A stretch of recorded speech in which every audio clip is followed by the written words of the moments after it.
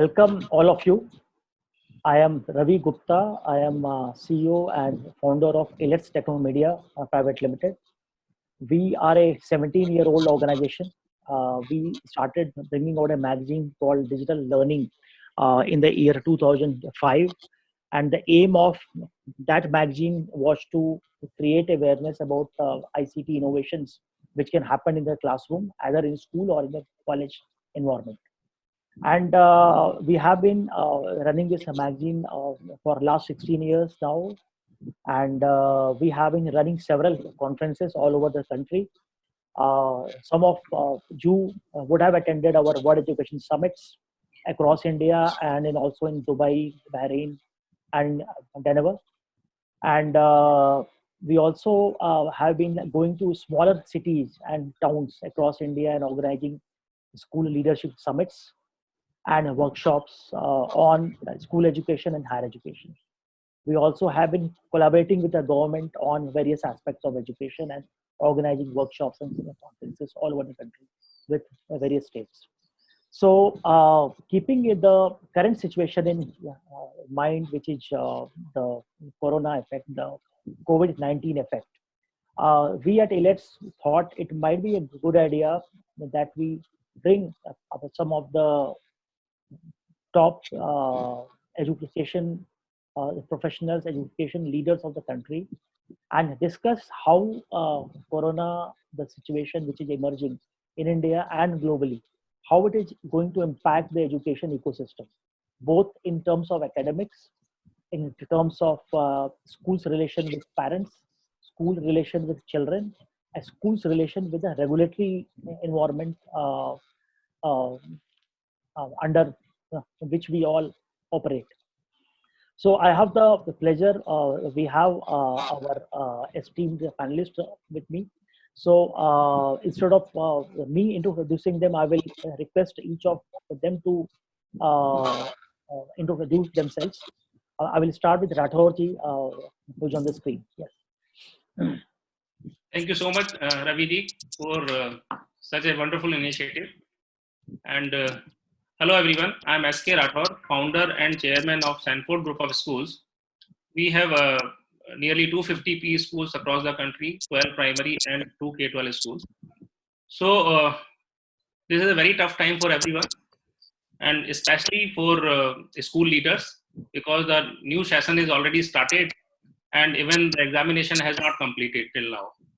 So this is a big challenge, and first time in my lifespan I have seen this kind of situation first time, and I think in many of the lives. So there is a big challenge how to conduct the examination, how to assess our children, how to upgrade our children into the next level, and how to start the next session. So CBSE, I think day before CBSE has given the clearance, you can upgrade children till 8th standard to the next level, give the grades on their class assessment basis. So this is a good thing, good move which has come out from the CBSE. So, but no books has been distributed, no course material, no study material, nothing is given to the children because this lockdown happened all of a sudden. In Delhi, on 5th of March, it was announced in, I think, Noida and Ghaziabad and these cities, nearby cities of the NCR. It was announced, I think, on 10th or 12th of March. So it happened all of a sudden. So no school, no student, no parent were prepared to face this kind of situation. In many of the cases, even the teachers, even the promoters, even the principals has left their laptops in their schools because this was the practice they were following. So if we want to conduct the online learning, then many of the teachers are having this kind of problem. My laptop is there in the school, how can I conduct? So this is the problem, but we need to find out some solutions. So thanks to our teachers who are working day and night to create the content without the books even. They are taking help from the Google and they are downloading material from Google and creating the content They are giving worksheets to the children. They are giving Zoom lectures. They are preparing many activities which children can do with the help of their parents. And the best thing today is what I can realize. See, the parents are taking interest in their child's, studies. Those parents who were not having time for their children, today they have time. This is the best thing. So in our schools, we are giving many activities to the children in which parents help them to do, and more and more life skill activities we are giving to the children, so that they can learn and pick up the new things, how to settle their room, how to collect their clothes from the outside when they are drying, how they should pick up their utensils and put it into the sink in the kitchen after having meal. So these kind of things we are doing in our schools. And in our K-12 and primary schools, definitely this will not work.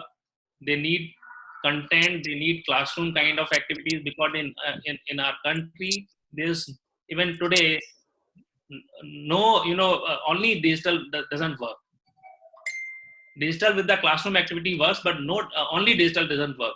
So we have asked our teachers to conduct their classes on Zoom with the help of their mobile only. So, and one thing, what I am experiencing these days, calls and emails and messages of edtech companies are flooded. Lots of edtech companies are approaching school leaders for their own business. So I think their business are growing, and we are sitting at home and thinking how to deal with this kind of situation. They are enjoying their business are growing. Great, sir. So, Radhaurji, thanks for raising the very important issues, and the complexity of the situation you have highlighted very well. I have now Miss Revati. May I request you to, madam, please introduce yourself and also talk about briefly the challenges and set the context for this panel. Please. Thank you very much, Mr. Ravi. I think it's a pleasure to meet all of you as panelists. And of course, we can't see our viewers, but good afternoon to all of you. We are caught unawares, and these are times of setbacks. But every setback opens up opportunities. And it is for us to open our minds like an open parachute so that we can take off from where we are. And I think this time has given us opportunities where we can open our minds to think differently. And I'm not talking only about educators. I'm talking about government officials. I'm talking about the bureaucracy. I'm talking about the parents. I'm talking about every stakeholder. Everyone has started to rethink education, as education has to be rethought. Okay, yes, we have created a renaissance of sorts. But at the same time, it's very important for us to look at this first. I would like to see it with more positiveness and see all the positive parts of what can come out of this. One that I really think is that we have started rethinking of education. We have started looking beyond the boundaries that we have already drawn for ourselves. When that happens, I think it means that education has become vibrant, is very dynamic, and I can see systems evolving now. Suddenly, the board is okay with not conducting an IBO examination, for example. We are okay with children clearing and going to the next class. So I think that mind has opened. I think that itself is one great boost to education as such. Because when we keep talking on education and we are doing innovations in education, unfortunately, on one set, the educators are doing so, the schools are doing so. It may happen in pockets, it may happen in islands, but the world doesn't go along with you, or the systems don't go along. Right now, you can see the system going along. So I think that's one that I can see. There were far too many restrictions. Suddenly, those have eased away to a large extent. It's become more dynamic now. And I also would like to say that education used to always be thought of a physical space. You go to a school, you go to a room, you go to a class. So it's always a classroom with the walls. Suddenly you seem to be having classroom without walls. And that's very important for all of us to start looking at absolutely no barriers. And it is almost on a one-to-one. If every student is logging on to his laptop or any instrument, this teacher is teaching to him. The teacher may be teaching to many, but for that moment of time, the child feels the teacher is teaching me. And therefore, it is a one-to-one equation as against a one-to-many when it happens. While these may be the plus points, there are also things that we have to really think about. One is that how do children from different socio-economic backgrounds manage this? Because not everyone are connected well on Wi-Fi.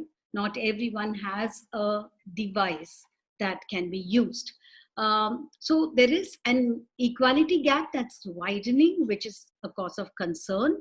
And I think it has to be that everyone has to start looking in terms of public-private partnership, whereby children of the less privileged families are given some ways by which they can get devices. And, we have some maybe government as well as private sector coming together to give good connectivities even in the interior parts of the country, because let's not think in terms of children only from the metros or from the tier 1 cities.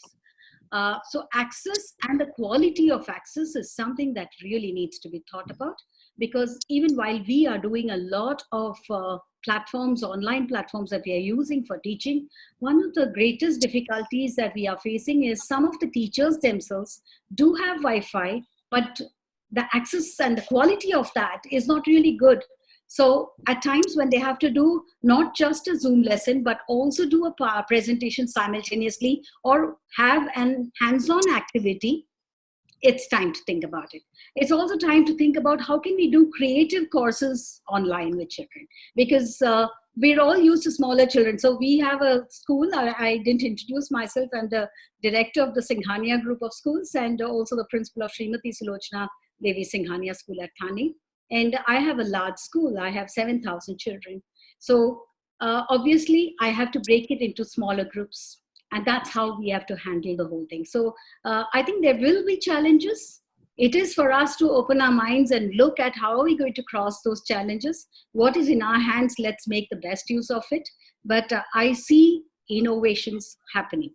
I'm going to see that it's going to be a breakthrough of innovations. It's going to be a field that you would love to be in the next 5 years. Because I think it's just open up vistas, provided you are willing to accept, you are willing to think, and you're willing to challenge. When we kept talking about disruptions, we must disrupt and things like that, disruption has happened unknowingly this week. And this has made us think differently. So I think we must take this opportunity to think differently. Thank you. Thank you, Revati ji. I think you have highlighted a lot of opportunities for rethinking of education, reinventing of education, which are emerging because of this crisis. Thanks for highlighting that. And I have Miss Shisha with me, who is from Coimbatore. And Shisha, if you can introduce about your school and a bit of the number of students you deal with and the challenges and opportunities like you are looking at in this situation. Yes, thank you. So thank you, sir. And first of all, it's a pleasure to meet all the panelists here, and a very good afternoon to all the viewers as well. I think to introduce myself, I'm Srisha, and Director of Academics at SSVM institutions from Coimbatore. And we run a group of 4 schools. So the very first campus was started at Metepalayam, and it's a day-come residential school, and all of our schools are run with CBSE curriculum. And so we kind of deal with about 4,500 children. So this entire scenario is definitely saddening and brings us to a different state of mind altogether, because we're all dealing with this as a world together. It's a pandemic that we're facing, but at the same time, as part of being part of the educational field, I think we're all getting to see the positive and the negative outcomes of this entire scenario, while we are having the greatest benefits of educating the children to stay safe and helping the families at a greater extent to stay home and stay safe. We're also helping direct their learning as much as possible in the online platforms, and seeing how we can still facilitate them, apart from just having this notion of having this, like ma'am said, schools are always perceived to be in a physical environment, physical learning space, but now we're kind of directing the entire learning space into the virtual platform. And so the way we've been dealing with is kind of very similar to how you all have been. So we do have, I think the very first now thing that we all have to think about is mobilizing our resources.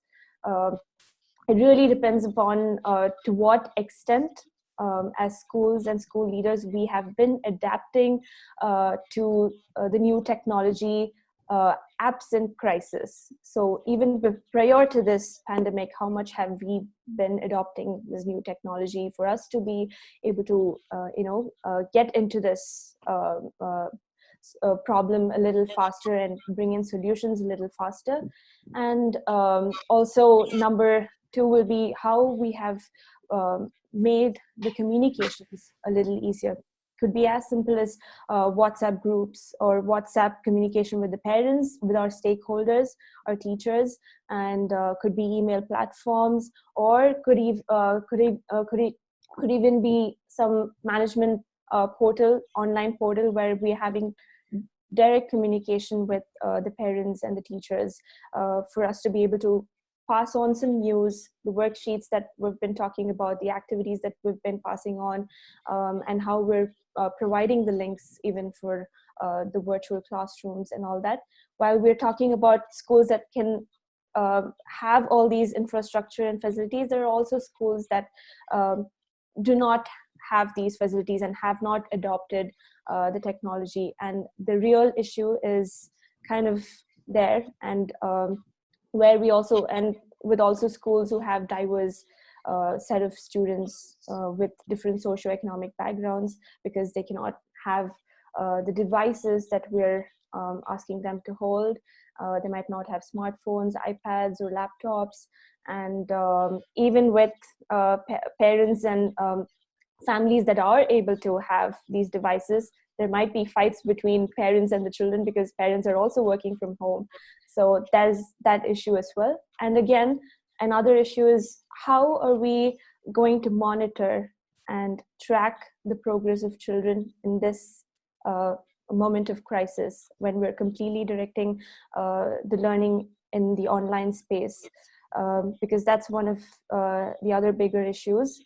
Some parents are really into looking at their children's learning and development, but some of them might not really know, might lack some monitoring and tracking at home, while this is a little bit of homeschooling being done as well. So that's one of the biggest issues that they'll be facing. So how can we address that? That's another big question. Great.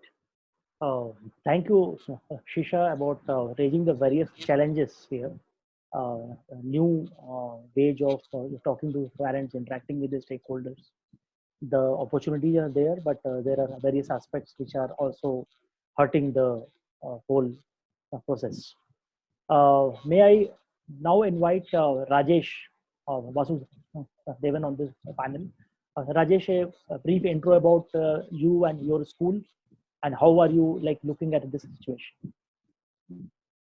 A very good evening to all of you here. And first of all, Dr. Ravi Gupta, thank you so much for initiating such a discussion when it is most required. And a very good evening to all the viewers and my fellow panelists here. It is, at least COVID-19 has done a lot of damage to the nation, to the world, but it is doing a lot of good things as well. At least in making the educators rethink about systems and practices that they thought need not be changed. A couple of points that I would like to highlight here, and of course, a few of the points have already been spoken by the other panelists, but Dr. Rathod, while he was talking, he mentioned teachers are trying to make notes even without the textbooks. Nonetheless, affluent schools are able to adopt technology. I'm coming from Manchester International School, one of the premier international schools in Coimbatore, offering the International Baccalaureate program and the Edexcel program. So technology has always been part of the journey for the school. Being the head of school, I just had to navigate a certain learning processes. But then I have another wing, the CBSE, that has the best of everything, but lacks a few things because the CBSE as such does not demand so many of these innovations that the international schools proudly decorate. Understand? Now with the assessments moved out, like Cambridge has called off their exams, IB has called off their exams, Edexcel has called off their exams, CBSE has postponed their exams. One good thing is about assessment is not everything about learning. Examination is not the end to learning. This is some valid point that teachers need to think each time when they go to a classroom. For them, it was teaching, learning, and assessing. Now that assessment has come to a standstill because that has not become so imperative at this point of time. Coming back, the parental concerns. Parents who are at home now, along with the children, are seeing a new phase of the children, both FACE and PHASE. New phase and phase of the children. The parents who never thought that they have a responsibility or they don't have a say in the child's learning, or they need not have a say in the child learning, everything should be, everything is the responsibility of the school. Now, when they have taken this active role of accommodating learning at home, they're also coming to understand that all this homework, all these exams, all these textbooks, the syllabus completion is just one part of teaching and learning, a very small fraction of teaching and learning. Learning is beyond the walls. Like Revati ma'am said, it is not about the physical scenario, the physical structure. This is also imposing a big thought, showing a big thought in the school to the school's management. If we don't address the issue as of how the online platforms, how technology can make learning, augment learning in a better way, schools will fail in the coming eras. Parents will not depend on the infrastructure of the school. A teacher can I'm sitting here and I'm talking to so many people. A teacher can sit at her home, convenient, flexibility, adaptability, so many of these points which we never thought while planning our lessons, while making our lessons. We were so much committed to the 40 minutes or 35 minutes or 45 minute slot, going to the class, completing the lessons, giving them assignments and coming back. Now there's a lot more than that. Teachers, the schools are also thinking, if I don't keep abreast with what's happening in the world, I am losing a potential learner. Another point is, while so much of innovation, digital learning, online learning are happening, as Sirsha said, there's a gap that's existing. This is, affluent schools can afford to do all these things. What about the government schools? What about those schools that do not have the word technology in their dictionary? What about those schools? How are these children going to learn? What is the government thinking about it? Coming back, are our teachers equipped to handle this kind of a stress, a friction that's happening now? Schools demand teachers to teach online. Come on, go take Google Classrooms. Now, we at our school at Manchester, we had the PYP, the primary year program. Since we don't have textbooks, we use Google Classrooms. We use Edmodo. I use Meet.com, Google Hangout. So many things are there. Technology, so many into our classroom. But this was not a foresight. This was not something that I thought, okay, in 2020, in 2019 November, China will release something like this and the whole world will come to a standstill. No. This was because we are dealing with children who are younger than technology. Children know much more than what we know. So where is our BEd, the BEd programs and the Master of Education program that the government, I have done my BEd, my teachers have done their BEd, and we learn the same content. Now, where are those content helping us in this time of creating technology, creating a platform for children to learn, for schools to adopt technology? So government need to think in that terms as well. Keeping in mind, this is a big time. This is a renaissance. This is a rebirth. This is a rethinking era for all of us. If we don't address this situation, like how the government, irrespective of their political ideologies, how all the governments have come in hand to hand together to deal with this. Government, irrespective of the curriculum, irrespective of the board, should think about taking education to the next level, making it more flexible, making it cloud-based, saving cost, saving time, and making learning meaningful and relevant. These are my points. Great. Rajesh, thanks for highlighting the various challenges, both from government schools, CBSE schools, and international school perspectives. So I will, there are a lot of questions which audience is asking, and are the panelists able to see the questions? Are you able to see some of them? Yes. I've been noting down a few questions. Fantastic. So before we get into those questions, I have some points which I want to ask the panelists. Now, one of the major issues of running any organization is the regulatory environment, the financial ecosystem, the sustainability of the school as a financial ecosystem also, besides the academic ecosystem. Some of you have raised some of the issues regarding that also. So if I may ask each of the panelists to talk about the regulatory and the financial challenges being posed at this moment of time. So if I may start with Rathaurji. So Raviji, what this situation has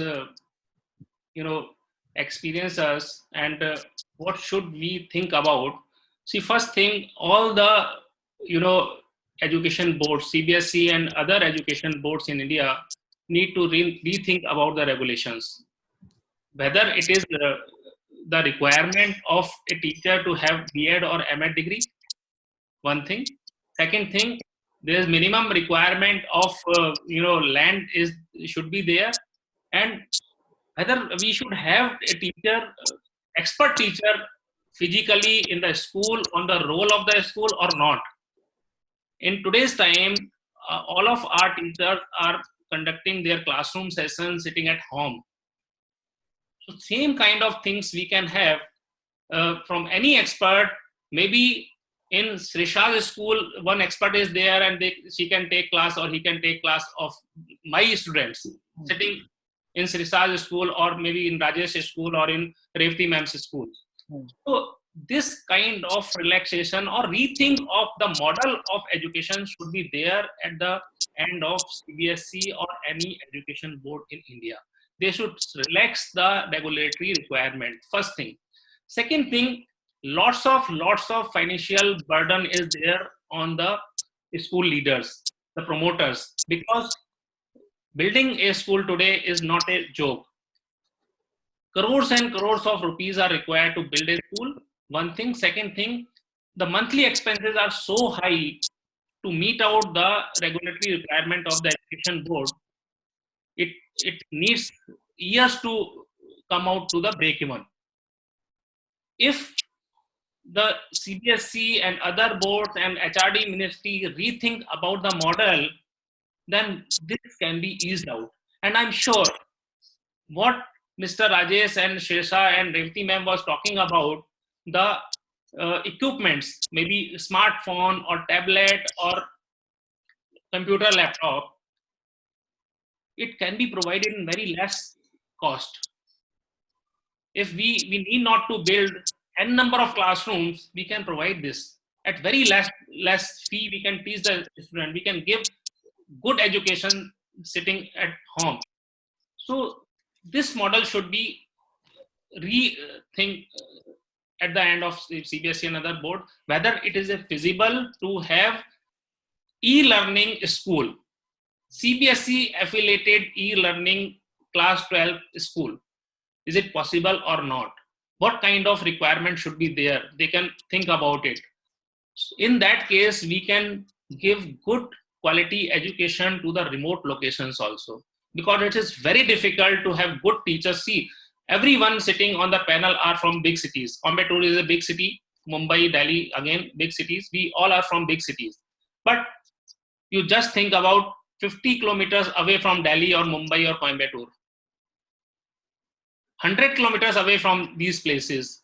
It is very difficult to have good teachers. So this Corona lockdown has given us chance to rethink about the model of education, school education. Can we have a model where we can have a small setup and we can have teachers from some big cities can take the lectures on Zoom or any platform, 30, 40 students they can address at one point of time. I think that would be a good outcome of this lockdown if we can rethink about it. If the boards and HRD ministry give a thought about these kind of models. Rathorji, what you are saying is that what MHRD has recently announced, I think a month back, regarding the higher education, that universities can provide online degrees, which has been a major regulatory step. So you are like suggesting a similar model in school education, right? So I think in case of higher education, there are so many universities, not in India, from abroad, from where you can take the degree programs. Yes. Sitting at your home, you can take the lectures, you can go for the online assessment, and finally you can get the degree sitting at home only. But in case of school education, first we complete the school education, then we can go to that level. So we need to rethink about, because school education needs lots of changes in the system. Yes.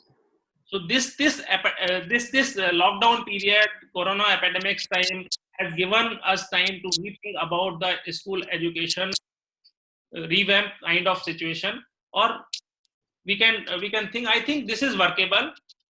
The only thing is our authorities need to think about it. Great. So great inputs. May I ask Revati ma'am to talk about the regulatory and the financial issues and how Corona is telling us to rethink about all these issues. Yeah. I think I'll come to the first point of where e-learning is happening now and virtual classrooms are happening. And I think it's a wonderful thing. But that is giving us a very big lesson of life. And that word is collaboration. Unless schools start collaborating for resources, not just physical resources, but also the faculty resources, I think we will not be going anywhere. Let's just look at our Zoom lessons. Our Zoom classes cannot be another lecture session. The minute it is right now, they're all like that. Teachers conduct the classes the way they're conducting a real classroom lesson. But if I were to see it, I would like to see the classroom beyond that. Can I do an activity? Can I get children to work collaboratively? Can I do a project with students also doing projects on the other side, which means that they have to work with each other? That's a point that I would like to come across with, because I think the one thing that is lacking when you have a e-learning session or you're using technology for it is the lack of communication with each other. And communication is one of the most important skills that children have learned. If anything that has come out of this, I think is a lesson for the education board to think about policies on what life skills are. Life skills cannot be taught in classrooms. It cannot be taught as a syllabus. It cannot be tested anywhere like an examination. Life skills is what we are now learning. We are all upgrading our skills. We are all learning to collaborate with each other. Even teachers collaborate with each other in order to bring out the best of their lessons. Okay, they take the help of each other to bring out the best of the skills that they have. Important decision making came up during this coronavirus season. So all of that, I think, are the life skills. We are talking about critical thinking skills. You cannot give a question paper that says this question paper has a lot of critical thinking questions. I'm sorry, no. I think situations like this is actually going to be preparing children for life. So when we say education is about preparing children for life, I think this is how we are being prepared. So I think schools have to get more resilient. Schools are preparing their life skills. So let's make policies like this, not that we have to create a situation like this, but all our curriculum need not be always assessed, need not be marked with marks. Everything life skills cannot be weighed. It cannot be weighed in terms of marks, because children will get an attitude that if this doesn't carry any marks, then it's all right if I don't study this. And that's not all right. Why is art and crafts taught at schools? The reason is now when they are sitting at home, at times when they're really bored, they could try out something. They would make their own creative pursuits. They would have their own creative pursuits. Second point that Dr. Ravi, that you raised was about financials. Yes, financials is not just for the school, but also for the parents. It's important that parents, now that the parents are at home, I know parents have contributed a lot. They have invigilated for online exams that we have conducted, watching their children do it. They have been at home managing their homes, managing their office work, and managing the kids. It's not been very easy. So let's see that there is drain on every side. There's some kind of uncertainty about jobs. So everyone going through that little low phase of one's life. And so also our schools. I think the best way for me when they say that fees should not be collected and things like that is that we need to leave it to each parent. Let's understand we have to pay our salaries to our teachers, to our members of the team, whoever is there. And we do this earlier in time during this month, only because we know that they need it. So all of these are regular problems. What I see it is that we have to leave it to individual schools to decide based on the ability of the parents. Can they do it? Can they not? And I think every principal is sensitive, and every school management is sensitive to the fact that a parent may have lost his job or is a little uncertain about his future, and therefore he needs some more time to pay his fees. I think on an individual basis, one could think about it. And each one goes through difficult situations in one's life. So I don't see any reason why there should be, a kind of a regulation, because the more the regulations, what happens is the schools close up and they sort of withdraw. They don't want to come out with more better solutions. Coming together, talking with each other, collaborating for resources, these are the ways by which we can find solutions to our problems. It is, sitting in pockets and discussing it and then enforcing something is not going to get us any solution anytime. Makes sense. Makes sense. Good points, Revati ji. I think very valid points were raised. May I reach out to Shisha now and give you a perspective on regulatory and financial environment in times of Corona, and what flexibilities are needed. And taking cue from Revati ji, I will add the point from flexibility from parents and children expected also. Yeah, please. So thank you, sir. And I think Revati ma'am and Rathore sir have very well, touched upon the kind of support we require from the government, as well as, as schools independently, how we can, bring out a solution for this. And I think, like you mentioned, I think parents and the students, parents need to be supportive of this as well, because it is definitely going to be tight for all the schools. And at this point, for the parents who can really support, if they are very supportive at this point, then it's going to be helpful for the teachers who have, who have been putting in so much effort into creating the resources and content, and have also been working 24/7 from home to ensure that the children are, getting their education online. And also we have probably a lot of the schools have also partnered with different educational programs that are also helping give some online resources that can make our education or the curriculum a little more creative and engaged. Let it be music, dance, or any other sort of environmental science, and any sort of activities that are also related to this entire situation. I think they're all helping us. So different educational platforms and educational technologies, they're all helping us. So definitely at this point, school is going to be a midway connection, and the cycle has to be sorted out really well. So we need support from all of our stakeholders to support this learning process and this period of crisis. Yeah. Great. Thanks, Shisha. May I invite Rajesh ji to speak about the regulatory and the financial issues?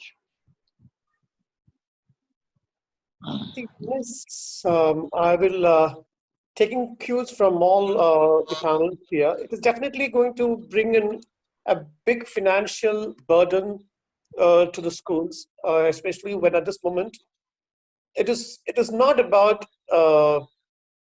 it's not about money. It is about being a little more human, because all of us are going through the same scenario. The management definitely needs funds to run the school. The businesses are at loss. You have a spectrum of parents, a cross-section of parents. A very affluent parent to a parent who is literally struggling to meet, make his ends meet. Now, you cannot say that, okay, all the affluent parents pay the fee and then we will make sure that the others, there's kind of a moratorium that's brought in and then say, you can pay it later. That doesn't work, because everybody is affected. Whole world is affected. So definitely the financial implication is going to be very, very heavisome on all the schools. But then schools did not depend on this 3 months, right? The management is not just depending on these 3 months. Preparing, this is a big one of the points that we just want to go back is there's something called entrepreneurial mindset. Embracing failure is one thing that everyone has to learn at this right point of time. The situation is prepared as for the most critical things. We have been challenged for the most unprepared moments. Schools do not just keep funds for, it is not just month-based. It's not like we have been collecting fees, we have been collecting money, and there is some resources. So definitely schools can make some adjustments in terms of fees rather than collecting it as a whole term fees, or, they can give some kind of an EMI options to the parents and make sure that the money is collected, but not literally putting the parents at a risk of reconsidering whether the school is beneficial, or should I remove this child from my son from the school or my daughter from the school and put it in a different school where the fee is much lesser. Schools will definitely lose a lot of numbers this time. The flip side is parents will also rethink, if I go into a new school, I have to make all the payments again. So let me continue in this school. No matter how good or the bad the school is, let me continue with the school. So keeping that in mind, schools need to think about the financial aspect from all the stakeholders. Keeping that the financial commitment, schools have to pay the vendors. Schools have bills to pay. So everybody should come into an understanding saying that, like how the banks have said, like you need not pay the EMI, the house loans for the next 3 months, but then they're not saying that don't pay these 3 months, but then you get an EMI option with some interest charged extra on it. Keeping something like that, the management should keep some options of giving the parents some installments. If there are some schools do have fee in 4 terms in a year, they might collect the fee in 4 terms. Make it monthly. Make it a monthly paying system for at least for the time that they can. The school also is getting benefited, but at the same time, the parents are also, they're not being pinched at this point of time. 2, there should be the collaboration part of what Revati ma'am was talking is a big thing. Now, at this point of time, the vendors, the school, everyone should come into consensus and decide that, okay, we have been dealing in terms of business, but schools don't run just purely in terms of business. There's some relationship that we manage, that relationship that we create, a lifelong relationship.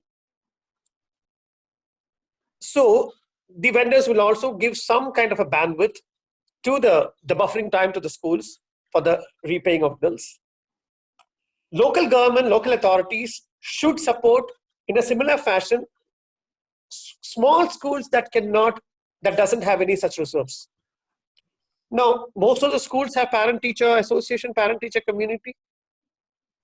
They should they should also think of collecting some funds, some sponsorships from larger MNCs, larger industries, for a time period, kind of adopting schools for the time period. 3 months or 4 months or 5 months, adopt these schools that cannot run and make sure that the parent, the school, the teacher's salary is paid, teacher salaries are paid on time. If not, they're not able to pay all the at one go. Even the teacher salary can be paid in different, in small pockets. Teachers should also understand that, because this is a time, the sense of belonging, that the loyalty, the commitment part is going to be highlighted. I cannot leave my school because of if a school decides not to pay the teachers, or they ask, okay, I was told there was a school that they have asked all the teachers to leave because we are not going to pay for the next 3 months. We'll hire new teachers the next academic year, so we don't have to pay for the next 2 months here. That's a really, really a bad scenario. No, we need not push schools to that extent. We need to come to certain understanding. The government, the state government, the board, can take a lot of decisions on this. As an international school, I pay annual fee, a huge amount. The boards can decide not to collect that from the schools for this period of time. Vendors can subsidize the books to schools. Every sector that connects, transport. So the petroleum ministry decides, let us give some subsidy to schools. Electricity, let us give some subsidies to schools. So every segment takes a decision to make some kind of a subsidized payment, a mutual understanding, so that nobody is hurt in the process. On the other hand, when it comes to how schools deal with this, when I said digital technology or digital learning needs to be augmented, I never said that it can replace teachers. Definitely not. When I meant by digitization, digital learning, I meant that schools should focus not on subjects. That chapter is over. That era is completely over. Schools should focus on what Google cannot teach. Why should we focus on what Google can teach? Today, every other person has something or some or the other device in his hand. Parents do take a lot of role in a community living. They learn a lot more things than what schools do teach at home, but in classrooms. When we are talking about resources, why are we so much of depending on the textbooks or the print resources? Life skills can be taught in a gated community as well. Make the learning relevant to life. Ms. Revati, you said that education is preparation for life. I would like to say education is life itself. Instead of making the children think out of the box, consider there's no box at all. Allow the children to go to the bank, engage with the day-to-day affairs, see what's happening. Send them to the supermarket. If they want to become a dancer, let them dance. Let them become a dancer. If they want to become a singer, make them a singer. If they want to become a stand-up comedian, let them become that. Why are we trusting on physics, chemistry, biology, and all these things which are not going, they're important. I'm not saying they're not important. But is it important for all the students? They're not. So give the child what he needs. School should think from that point. This is the right time. John Maxwell has said that it takes 21 days for a habit to form. Corona has given 21 days for us to think. We need to make use of these 21 days. Out of these 21 days, we are left with only 14 days. Great. On those 14 days, we have to reconsider, reboot, and think from all these aspects. Great points, Rajesh. Well said from all angles. And I think you have talked about far-reaching aspects like subsidy for electricity for schools, subsidy from government in various aspects. Of course, we need very fast decision making from the government on the issue. So I think we have covered several points over in the panel. And are all the panelists able to see the questions on your screen? Yeah. I did see some questions here, and I voted a few questions. Yeah. So if I like, there are a lot of questions, and we have almost covered 1 hour of our time. So may I suggest that each of the panelists pick up one pertinent question each, which you feel very important to speak about, so that we are able to then cover several questions. Is that format okay with all of us? Perfectly fine. Perfect.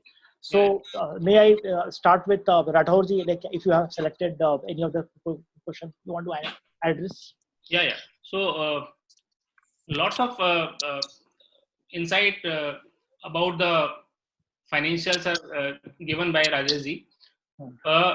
These days, this is very tough time for the whole country, for the whole world. All the businesses are closed today.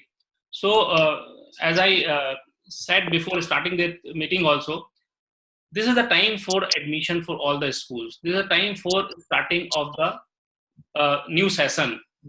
So as in Delhi NCR, all the schools were closed between 5th to 12th, 13th of March. So this is not 21 days of the close in Delhi NCR. This is more than a month, or maybe 40 days closer in Delhi NCR for the schools. So this is a little difficult time for the Delhi NCR schools to cope up with the financial issues. I have seen the comments on the comment box. Somebody was writing about the financials. So Rajeshji, well said by Rajeshji, this is not a matter of one month's collection or 1 month financials. This is the whole year. We are getting fees from the parents and we need to manage the finances out of that only. I agreed. But there are lots of schools in Delhi NCR has come up in last 2-3 years. Many schools, I think more than 50-60 schools have come up. This is a challenge for the new schools. They depend on monthly tuition fees, what they are getting. They plan their finances out of that only. So this is the time to make an adjustment by everybody, parents and the teachers and the management also. So we need to find out a way out of that only. We need to take care of our staff also. Parents need to understand, yes, this is not the time to ask for the fee and the submission of the fee, but later on we can ask for the fee, and we can manage with some kind of adjustment, like partial salaries we can distribute right now, and after some time we can give the rest of the salaries. So this is the because I have personal message also getting on my mobile. Okay, sir, what is about the salary of the staff? So we need to take care of our staff, because the staff teachers are the person who make your school workable, who make your school popular. If you have good teachers in your system, you will get good results. So we need to take care of everybody, but everybody needs to understand the situation. And I'm sure maybe in another 2-3 months, we all will come out, we will bounce back with the greater kind of thing. And India is the country which always bounce back after any situation. So finances, we need to take care of all the staffs and for all the vendors. And I think vendor also understand the situation. They will also, understand if we give the deferred payment. So I think finances can be managed giving the smart thought only. So may I request Revati ji, any question which you are... Yeah, I'd like to take quite a few questions were on the curriculum shift and the planning for the next year. And I thought I would take up that. I think the whole academic year will require a complete change.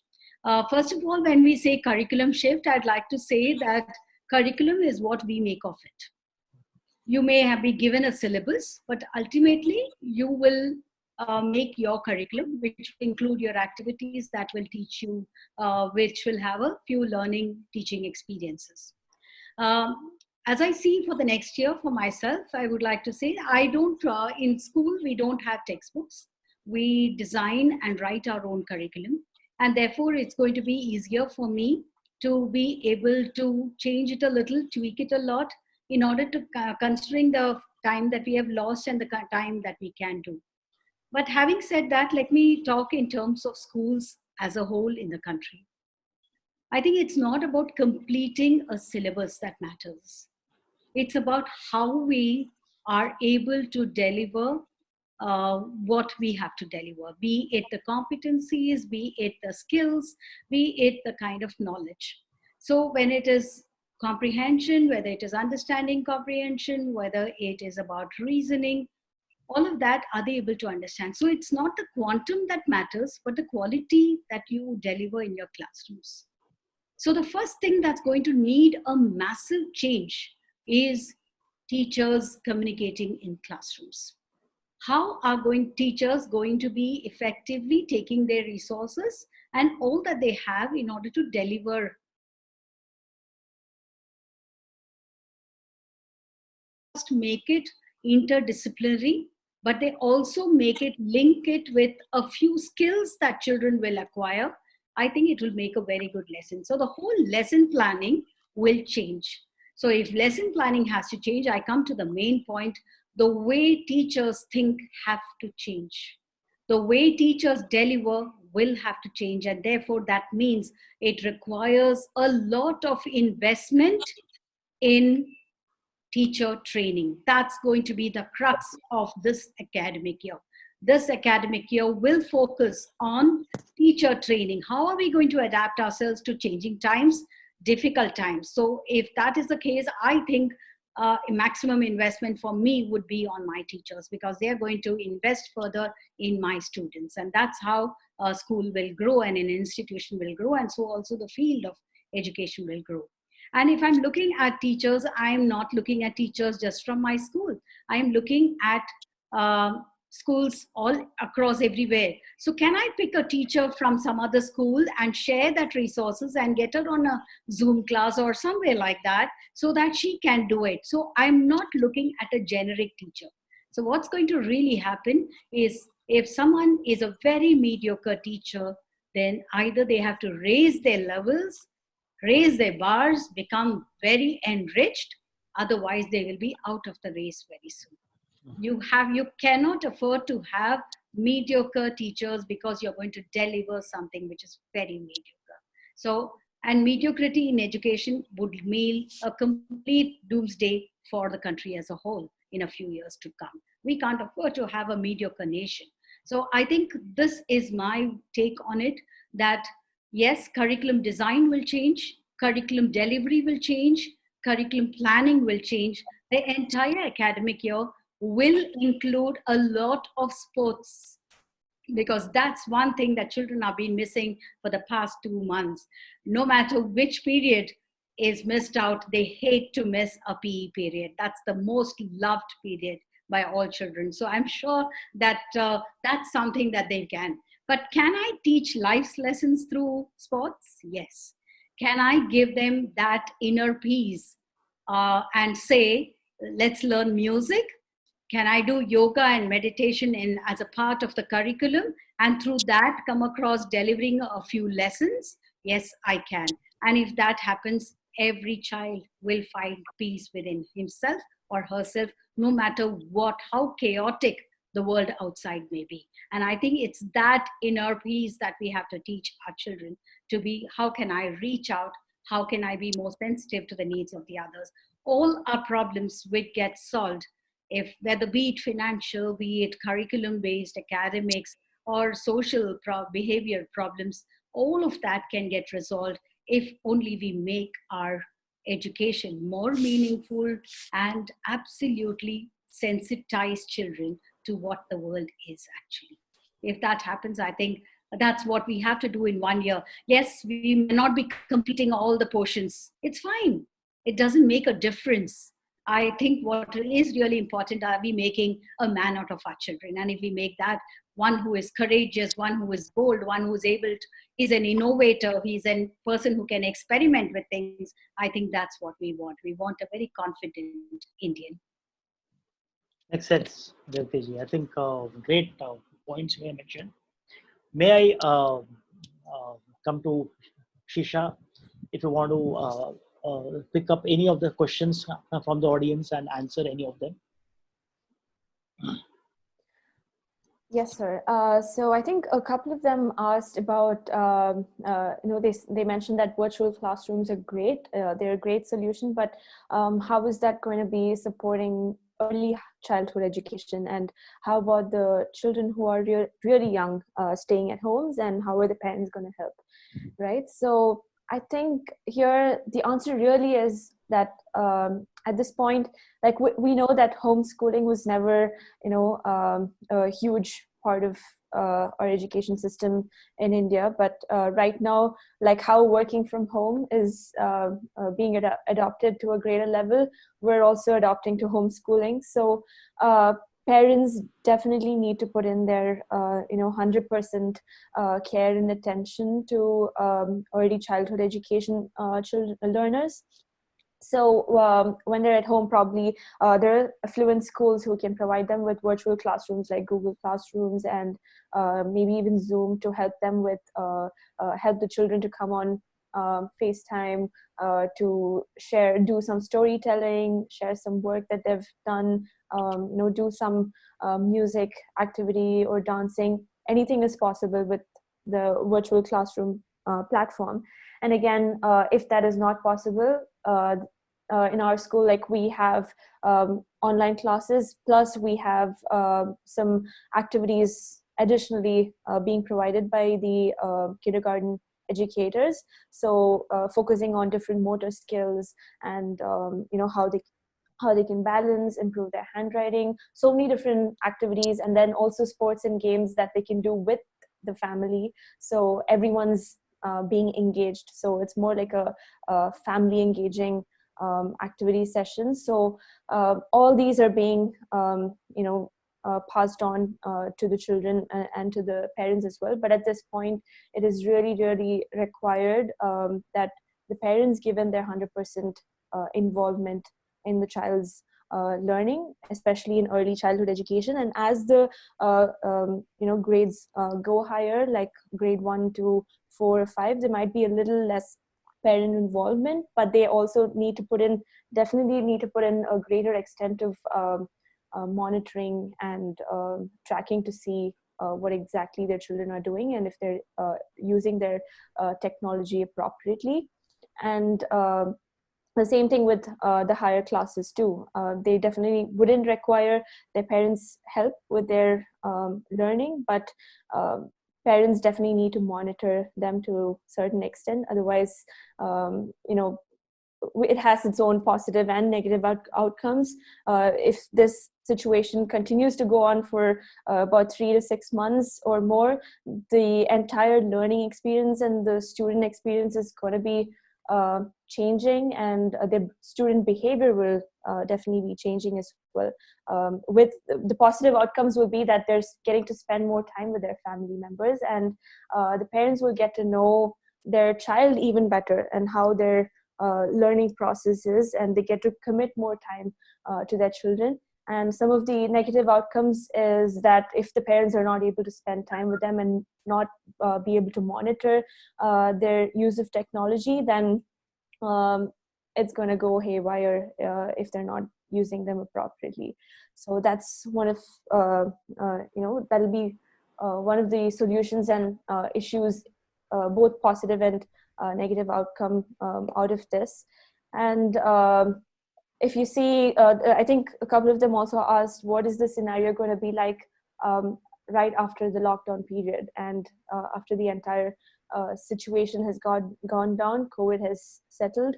I think as schools, we have now been bridging gaps and helping the parents be facilitators, and the educators are bringing in a lot of resources, creating content for the curriculum. Everything is happening, and we're trying to make this a student-centered learning process.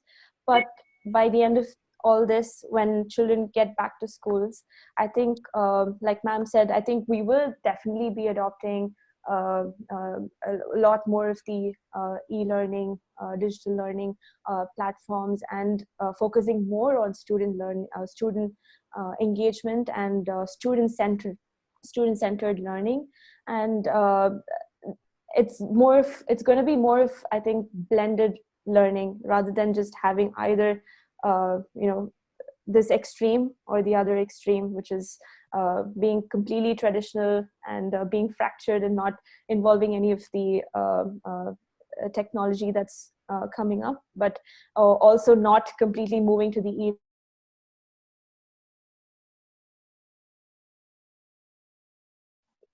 negative outcomes. So having a blend of both and bringing in a place and a learning environment where it's completely student-centered, that definitely requires a lot of teacher training and development, and how the lesson planning is done, how the curriculum is built, and we would require support from the board. All these will be happening. So there is going to be a significant amount of shift in our education system. So the education system is now getting rewired, and I think this is one of the positive outcomes we all can agree upon, because maybe absent this crisis, with probably not, a lot of schools might have not taken this entire rethinking of education seriously. But right now we're all thinking about it seriously, and we as schools of India, we need to collaborate with each other, and teachers need to collaborate with each other, share resources, plan curriculum, bring the best out, so that we can create better citizens in our country, and make learning a much more enjoyable process. Great, fantastic. I think Shisha, great points made here. And coming to Rajesh, I think several points have been highlighted by several people already. I want to ask you something specific that in the context of, I remember a statement by Churchill saying that never waste a good crisis. So how does this education ecosystem should not waste this crisis? How do you answer that? This is what I started the point with. Thank you for this wonderful question, Dr. Ravi Gupta. Yeah. In fact, see, there was one question that popped out, and which was, I think probably it would be one of the parents who had asked it, saying that, how do we address the parental anxiety, right? Now, the crisis has always been there. There's always been there. A child, right from the birth to the death, this is all crisis. We have to prepare children for a VUCA world, the volatile, uncertain, chaotic, ambiguous world. What are we preparing children for? Are we preparing children for the examinations? Are we preparing children to get marks? Parents might say yes, schools might say yes, results are important, marks are important, admissions are important, fine. In all the process of these things becoming important, your student is not becoming important to you. The child has to survive in a world that none of us are going to exist. He has to make his a platform. He has to make a stage. He has to perform his act. This is the right time for the parents to understand. Now, somebody had shared a meme saying that in the past, it was saying disconnect with the negative. In 2020, we are saying disconnect with the positives. Right? Now, every moment there is some crisis or some or the other crisis happening. This is a time for parents to rebuild the unit called family at home. IT professionals, business class people who never had time. Now they have all the time under the sky. Rebuild family. If you have grandparents at home, allow the children to spend quality time with them. Let them not always worry about studies. Let that connect happen. Let children hear stories from the grandparents. Talk to children, eat together, spend some quality time. Now all these TV soaps have come to a standstill because even they are shut down. So there's nothing to watch. Spend that quality time in prayer. or in some spiritual activity. Children need to come out of this trauma. Schools need to rethink the curriculum. Should moral values be imparted? Should not children be prepared for this uncertainty that is existing? How can lessons prepare for that? How can teachers prepare lessons to cope with these uncertainties? What can schools do about it? If the father says that I don't have money to pay the rent for the next month, the children will be able to understand the crisis. They will spend less. Their demands will come down. These kind of values can be taught at home and nowhere else.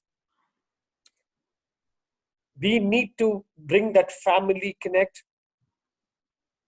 with religion, connect with culture, connect with so many little things that we missed out. The mother, one person who has not, in spite of the whole industry, whole economics, whole business have come to knock down, there's one element that has not locked down, that's called the mother. She still makes, she's in the kitchen, she's making everything. Come on, let children, let boys take the broom and sweep. Let the boys take the mop and clean the house. Teach the boys survival skills. Let them understand the worth of being a mother. It's not just the girls who need to go to the kitchen and cut vegetables. Boys need to be taught that. Boys need to be told to wash the clothes, dry the clothes, fold the clothes. If 1 or 2 days, if the girls sit folded legs and do nothing, it's okay, perfectly fine. This crisis is very, very important for us to learn all these good things. There are neglected class, maids are not coming. How are we going to connect with them in the sense, we are only worried about the money that is coming to us. The domestic helps that are coming to our house, they don't have salaries. What can we do? Tell the children, not having everything is life. Having nothing is also life. For them, the situations have never changed. For the underprivileged, situations have not changed at all. Whether corona or no corona, for them, situation is the same. Teach the children empathy. They're deprived of many things now. Affluent children, middle class children, upper class children are deprived of many things. Malls, movies, we are learned to live without all these things now. If 21 days I can live without a mall, a movie, and a mantra, I can manage life like this. So these things are not, I don't say they are irrelevant, but they're not essential. Schools should adopt the same philosophy. See individual learners as the global citizens of the future. How can I prepare them beyond the textbooks? How can I prepare them beyond examinations, beyond marks? Should schools redirect the learning, navigate the learning? Cut down on, now what schools will do is, okay, we have missed out so many learning hours, let us cut down the PE period, let us cut down the library period, let us cut down the art. Please don't do that. Have them more. They are important. As Revati ma'am said, PE classes impart a lot of life skills. Music can be taught. If you want to learn mathematics, music is the best thing to learn mathematics. Bring interdisciplinary learning in the classroom. Reduce the load on teachers, reduce the pressure on teachers. So with that note, I think there's no need of any parental anxiety. The globe is in the right track. This is a good period for all of us to reboot ourselves and introspect where we have gone wrong in the past and correct them. Parents, this is the right time for you to set the right model for your children. Shower love, exchange love, connect with all the people, go back to your telephone and see that, okay, I've not called this person for some time. Let me pick the number and call him. While Facebook, WhatsApp, and other Twitter and all these social media platforms have helped us increase our anxiety, children should be taught that life is not just there, life is on the other side as well. So the online platforms like Couette, Zoom, all the other digital platforms, now it has become heavily dependent. Schools, schools, everything have become so important. I mean, they're so heavily dependent on these platforms, which should have happened many years back. We are still in the colonial system of education. This is the right time to throw that out. The colonial education system has to go out. India has a much, much larger spectrum. India has much, much potential. Let us harp on the youth. The 25% of the youth, unemployable youth, we should give them learning opportunities. Affluent schools should adopt community schools or government schools, nearby schools, and collaborate them, bringing them to their own schools and ICT classes, teacher training, professional development, use of resources like playgrounds and things like that. Please do that. Don't see this as a crisis. See this as a learning opportunity. Thank you so much, Dr. Ravi. Fantastic, amazing, Rajesh. I think great points you have mentioned.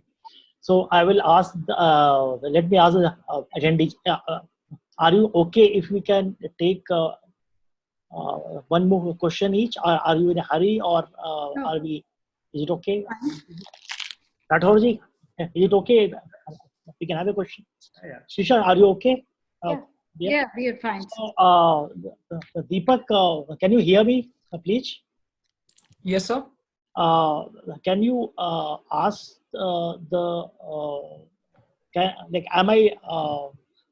can I ask the audience like who wants to ask a question, like his voice would be heard here. So those who want to ask, they can raise their hands. And can I see the hands here? Like I can't see right now. So if you can open that option of raising hands for questions. Yes, sir. So click on participants. Okay. There will be an icon participants. Click on that. Okay. You will see the attendees. Okay. I think 10 of them have raised. Acha, okay. 10 have raised actually. So actually I am using Mac and I have no idea how to use Mac. I am using first time. My laptop also was in office when the curfew was announced. So I returned home without a laptop. I'm using my son's laptop who uses a Mac, and I have no idea how to click on this. So I can see the participants. So okay, I can see the but okay, I have to click on attendees, right? So I have clicked on attendees. So can you all like see the raised hands? No, I can't. You can see it, Shisha. Yeah, I think when we click participants and then on the right side, you'll see There are a lot of, there are a lot of panelists and then hands. like hand There are raised. 12 hands up. Yeah. So Yes. if it is okay, may I ask Shisha to select which one you want to answer, because I can't see it actually. I'm not able to. Their names are given and then there's a hand icon right next to it. Right, So yes. it's like we have to begin a chat with them. Yeah. Okay. No, so if you select one name, then Deepak will unmute that person, and he can then speak, and one of you can answer. So we may ask the people to actually I don't know. So there is Medhavi, Gyanesh, and then Vivek Mishra. Just click on So how do anyone. we just click on? anyone? Yes. Yeah. Well, I think we have to message them. Yeah. So if you can. Yeah. Oh, Medhavi is talking. Yes.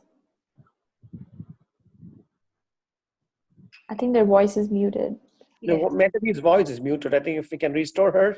Deepak, unmute Medhavi, please. Unmute her. Doing so? Yeah. मेधावी ज्ञानेश को unmute कर दीजिए.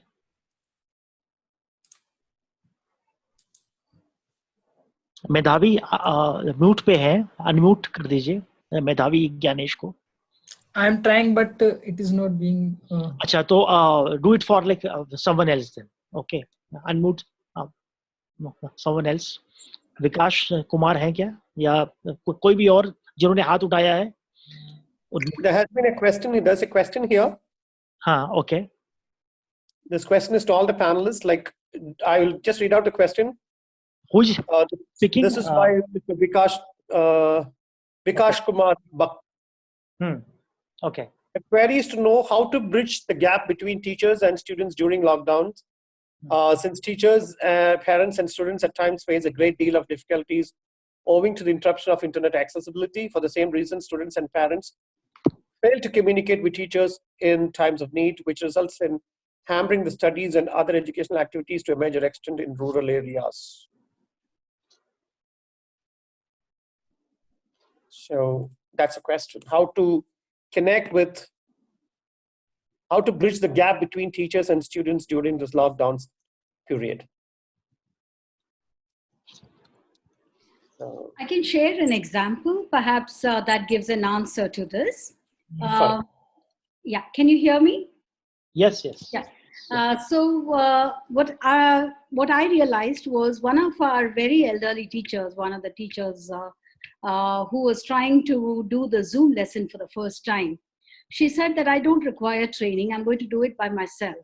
And because she said that I can explore. And she did explore.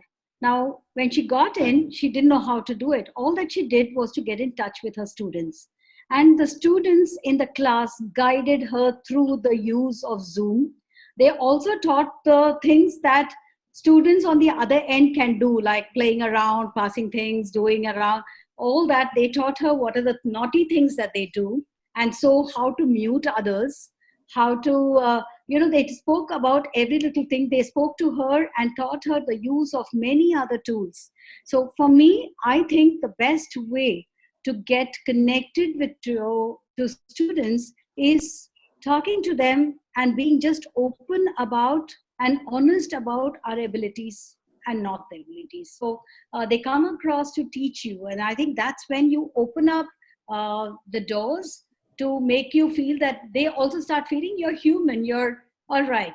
Okay, and that's how the friendship begins. And I think that's a wonderful way, whether it is offline or online. This is a wonderful way to connect with students.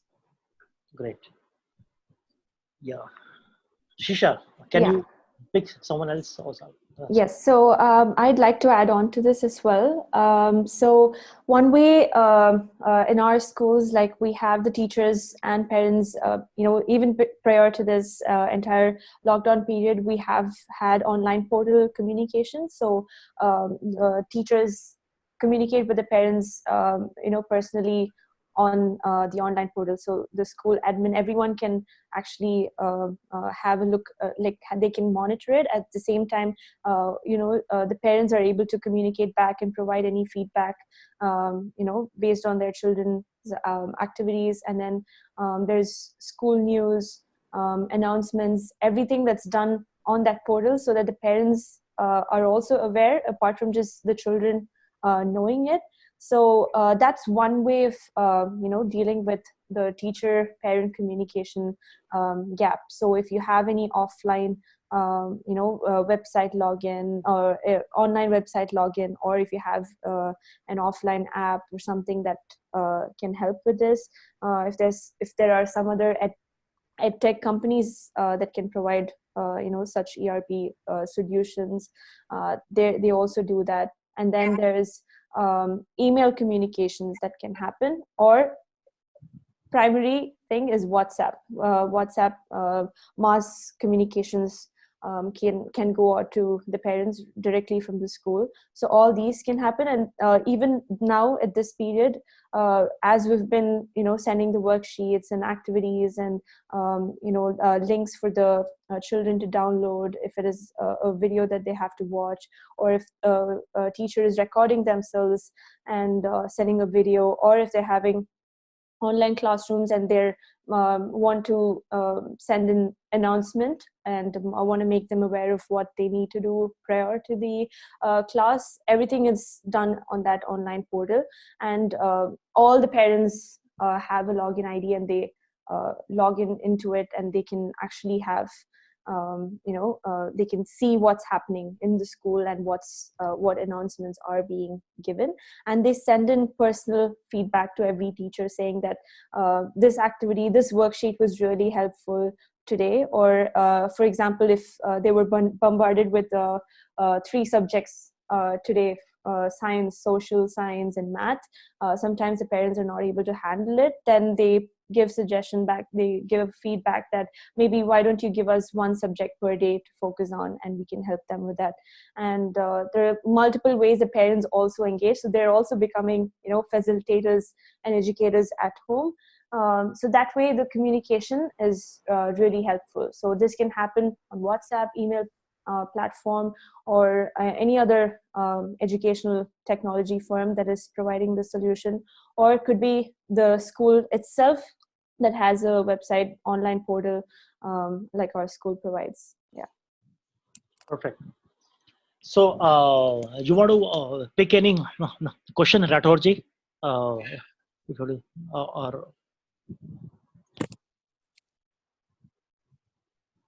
So I have to click on the anybody. Yeah, any of the people there. yeah, so if you mention the name, like Deepak can unmute him, and Anyone will do. Maybe Kalpana or Kaustubh Kulkarni or anyone. yeah, Kalpana. So Kalpana, please ask your question. Yeah. Hello. Can you hear me? Yes. Good evening to all of you. That's a wonderful session you all had, and really thankful for that. And Ma'am Revati ma'am was mentioning about empowerment of teachers.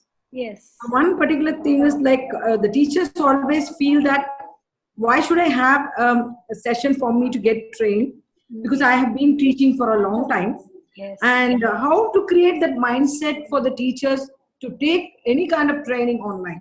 This is something which is really, really bothering most of the educators and the heads of schools. Absolutely. Kalpana ma'am, I'd like to just say this. I have this question for everyone who says I have 25 years of experience. I ask them, is it 1 year of experience repeated 25 times, or is it 25 years of experience? Absolutely. Okay. So I think every new experience adds to a training, adds to some learning for the teacher. And with changing times, it's essential that school leaders keep talking to the staff, teacher, and especially in staff meetings. A staff meeting, for example, to me is never where there are lists of do's and don'ts and submissions and things like that, that I can send to an email. Okay. A staff meeting is where I sort of empower teachers with newer thoughts, or I leave a few stray thoughts in their mind so that they can feel uncomfortable. The more uncomfortable our teachers are sitting in their seats, the better will be the institution and the training. Because I need to be a little uncomfortable to feel that I am not the best and I have to learn a lot more. And I think I see that happening with teachers now. Teachers themselves are exploring a lot new areas. So sometimes you will have the 70, 20, 10% always works. And there will be a smaller group of people who may think that they don't want a training. But I always believe that any training helps. Even listening to talks help, because the more you listen, the better the ideas you are, your ideas evolve, and that's how you will start experimenting, you will start relating to people around you. So I think it's very important that we keep talking to teachers about newer ideas, what's happening in education around the world. Neither are we the best, nor are we the worst. It's like that. So we just have to keep telling ourselves, I need to better myself. And it is not about bettering myself as a teacher, because when you're working on that, what really happens is that you evolve as an individual. And when you evolve as an individual, it makes a huge impact on your family and your relationships with the members of the family and the world outside. And that's what, what is my take home is what every teacher feels. Okay, if I attend the session for a couple of days, what do I carry home? What's there in store for me? So give her something that's personal and that's in store for her. And I think they will all lap it up. Perfect. Makes sense. Yeah. Rajesh, you want to Yeah, I'm just take a question? Yep. Take sure, any one. question. Yeah.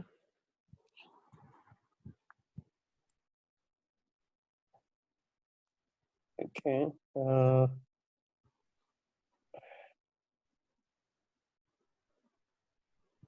Dr. Sapna Shivaprakash.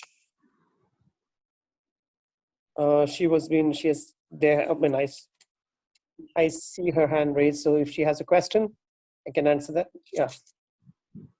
Can we unmute her? Dr. Sapna Shivaprakash.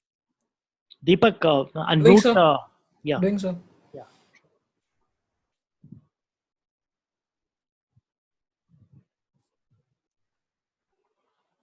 Trying, sir, but not be. Not happening. Huh? Yeah. Okay, there's another question here. What if we use learner-centric rather than student-centric?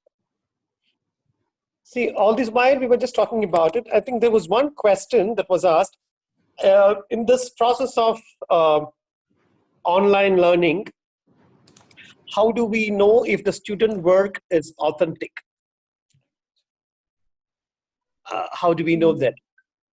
No, that's a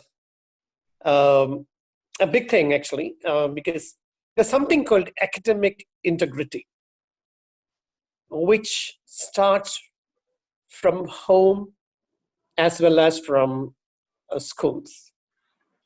Academic integrity as a policy, definitely all the curriculum mandates it as a policy as one of the 5 policies of the schools, academic honesty or academic integrity.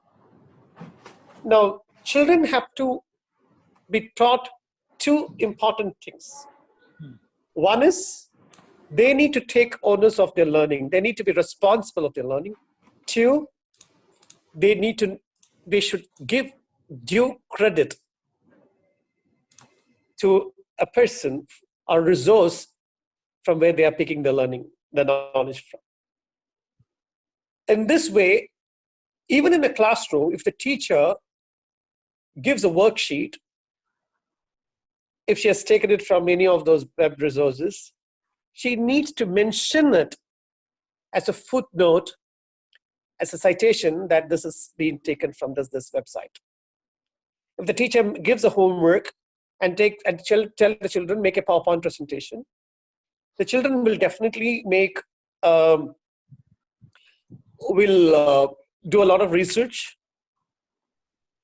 Do not accept any work where the children have not cited the reference. This way, you're teaching the child that academic integrity is about academics. Once you impart that in the classroom as a behavior, I again say this, if the teacher practices this 21 times, this becomes a habit. Now, actually, what I think is this academic integrity has gone a little high at home, because when the parents see that how the children are learning,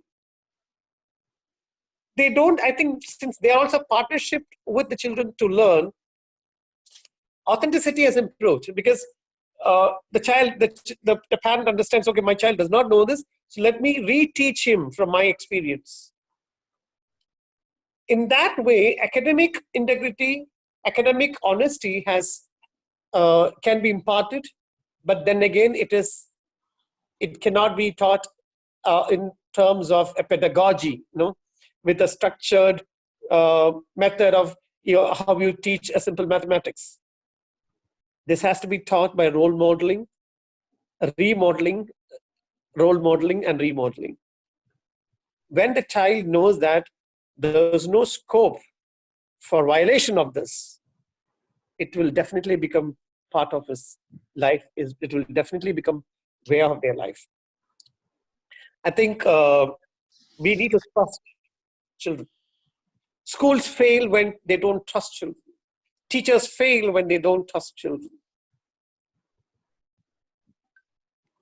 Even if you know that the child is lying, accept it for the first time, and then slowly rebuild the trust. Somewhere down the lane, I feel that as educators, we are more responsible in redesigning the horoscope of the nation. What we demonstrate at school. And when I say educators, I'm not excluding the parents, I'm including them as well. What we demonstrate at home or at school is what the child behaves. Let us remodel, let us model good things. Let us talk good things. Let us be honest to each other. The moment the child catches the father telling a lie to his mother, he will say that that's common. That's okay. If my father can lie, why cannot I lie? If the teacher can lie, why cannot I lie? Let us remodel. Let us behave good practices. I think we are. This is a big rebooting for all of us.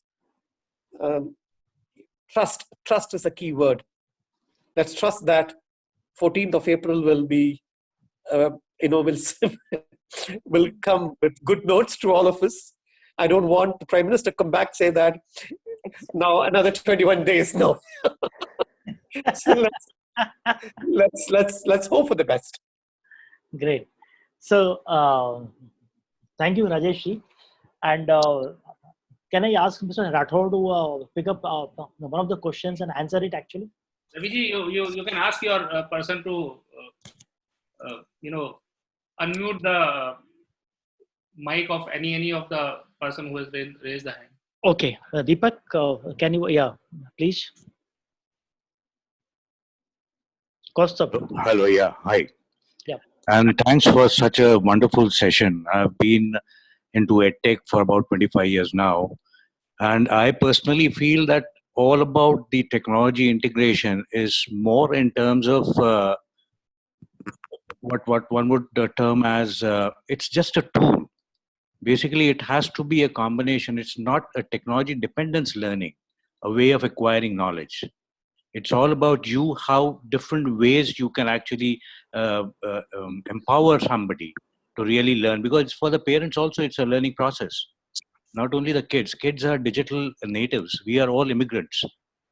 Okay, we have to learn. And that's where I was thinking about a very drastic scenario that we all dependent on online learning, internet. What if the internet fails?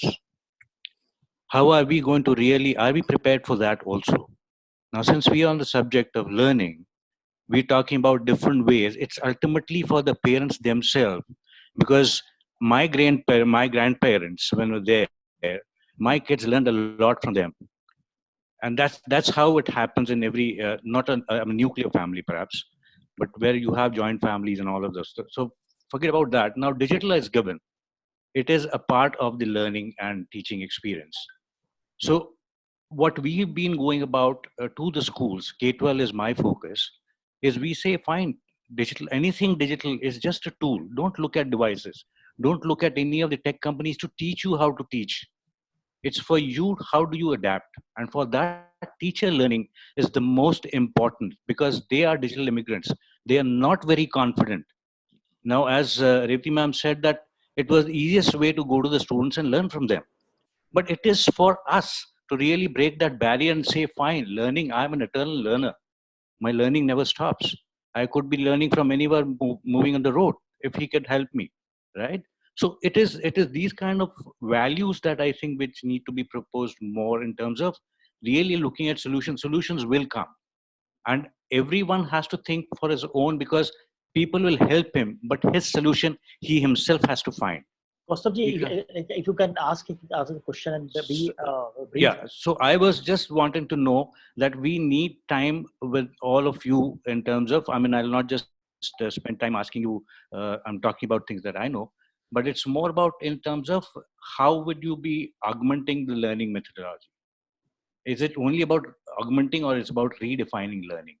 That's where you want to really go out to the vendors, people who know, who could sit with you and really collaborate with you to really create the kind of solutions that you're looking for. So I'll leave you at that. And if you could share all of these resource mails, and we would be like to be in touch with all of them wherever we can. Thank you. Thank you so much. Just a change. Deepak, can we take a few more questions and then we can answer them together? So we have 10 minutes only. Yeah. So unmute sir. We'll get 2 questions more. Yeah. Okay, sir. Yeah, just unmute. Krishna, unmute him, please.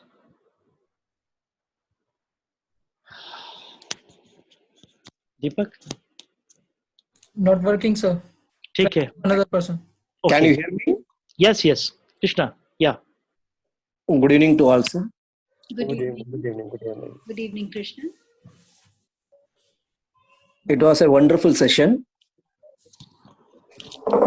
Apart from all these present problems, whatever we are going through, my request and question is, why not to implement as a moral science one additional subject titled as inter-religious subject, which should be handled by such a expert who should be a master in at least minimum 4-5 religions, and a very wise senior teacher can handle that subject from the school level to primary or even university level. This will be a one sort of a supplementary subject for the existing whatever the education system is there. So I need a clear-cut one picture about this thing from you all, please. Okay. Thank you, Krishna ji. Deepak, can we have the next question, please?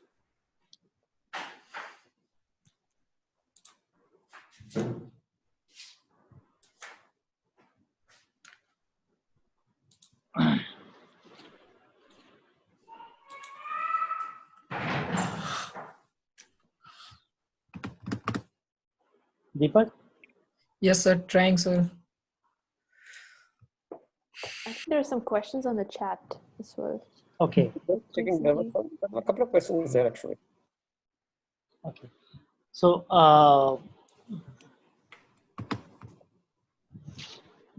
let's answer the Shisha. You want to address any of it, or one question that was given here is in this time where we insist on social distancing, how do we teach them social skills? Yes. So that's a good question. So if any of you want to start off by answering it, I think.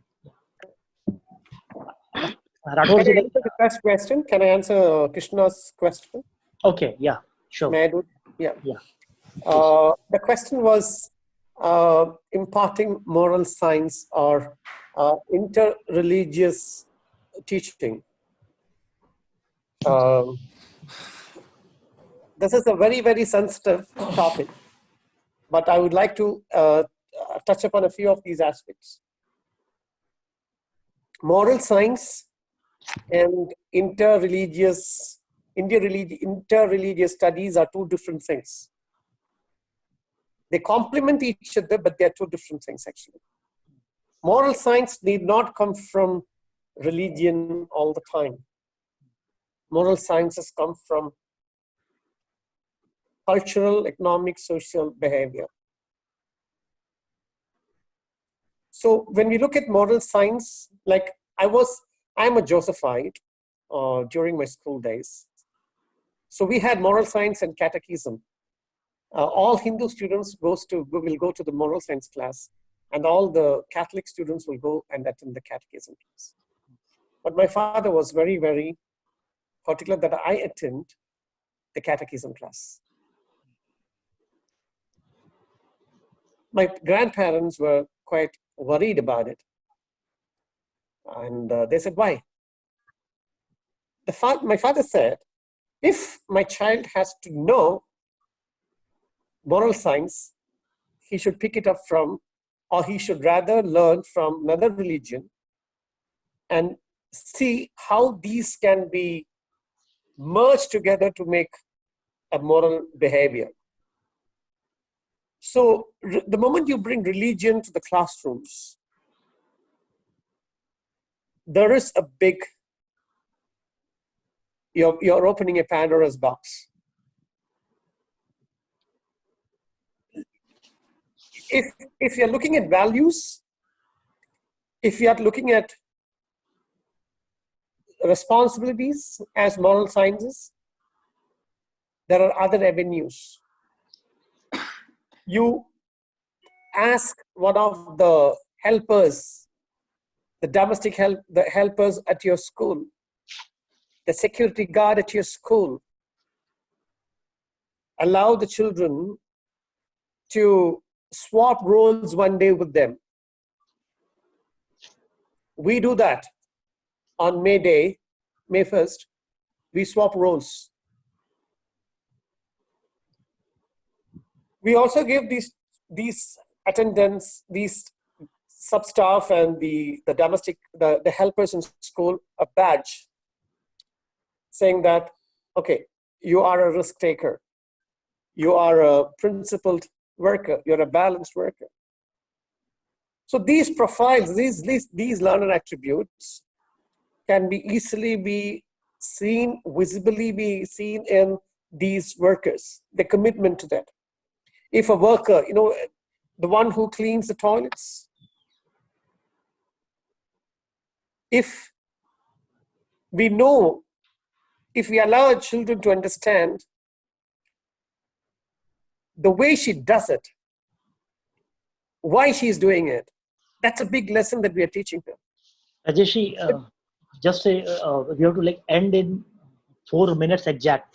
So, right. If moral science need not be extracted from religion.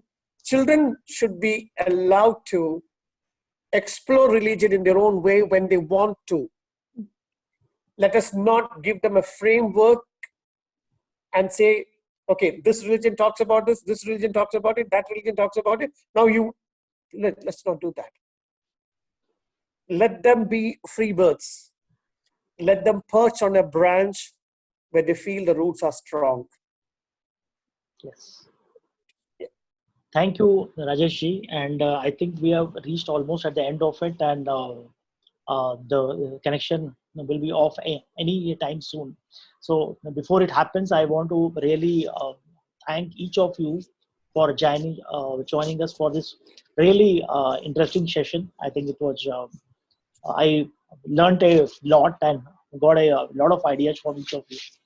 Really I want to thank you, and I will really appreciate if you could jot down some of the points you have mentioned, because many people are asking that we want to interact further on these topics. So if you can write about it, we will be happy to publish in our online portal, digitallearning.eletsonline.com, which has got lakhs of readers, and possibly in our magazine also, like some of the crux of it.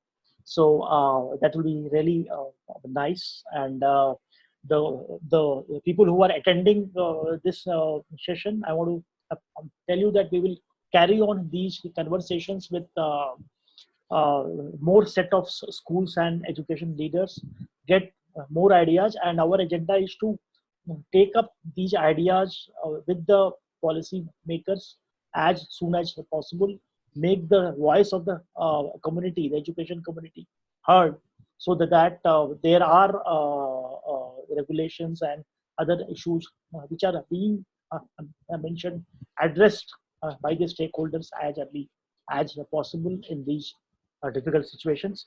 So as we end, I will just request each of you to say one line each, because it's like 5:28 and we will end sharp at 5:30. Yeah, please, Rathaurji, if you can say. Thank you so much, Raviji, and it's a wonderful conversation with all the eminent panelists. Revati ma'am have so much of experience, and Rajesh ji, wonderful interaction with you, and Shesha, young educationist like my daughter, she is also of your age. So it was a wonderful platform you have created, Raviji.